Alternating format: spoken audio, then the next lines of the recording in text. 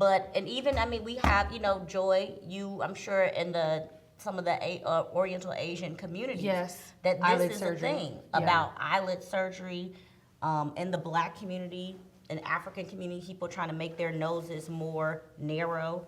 But then it's weird because then there are people trying to make their lips bigger and people trying to make their butts bigger to make them look more. And so from your plastic surgery community and from your whole thing, this is just weird to me that you've got people trying to, make their face. I mean, like, how do you reconcile that when you've got a person that's like, I want my nose to look more narrow, but I want my butt to look bigger, but I want my lips to look bigger, but I want more. Let's talk about that. I see where you're See going where I'm with going this. with Yeah, this. so like historically speaking, Yeah. right?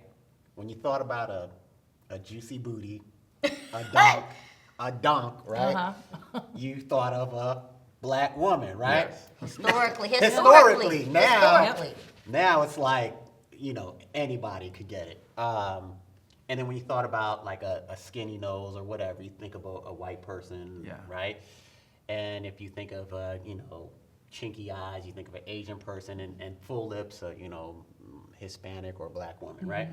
So I mean, are you seeing a lot of people, let's say Black women trying to get their noses thinner and white women trying to make their butts bigger and their lips fuller? Like, what are you seeing, or is it just all over the place? But to your community, I mean, like what do you see also? Like, is that something that it's in almost like every ethnic community, there's elements where people are trying to look more European. Facial features. Go ahead. You have the clientele. You tell us, sir. Okay, so I think that there is some myths out there about that. Now, I will say this. I think that, like, back in the day, like I would say back in the 90s, there was very, very few ethnic plastic surgeons in America. What do you mean by ethnic plastic surgeons? Black, Latino. People that were of color that were plastic surgeons. White plastic surgeons. Okay. And so what happened is that was what they knew. That was their world, So when Black people would try to get surgery, all the books, like all of the training material has been geared towards how to make someone look European. Okay. And even when I was training, because when I was training, you could count the number of Black plastic surgeons on probably two hands. So I learned how to basically make people look European. I mean, from liposuction, they didn't teach us how to make big butts. They taught us how to give like big breasts or breasts, and then basically like shave off all the shape and make people look flat. Okay, that's how they taught us. That was the instruction.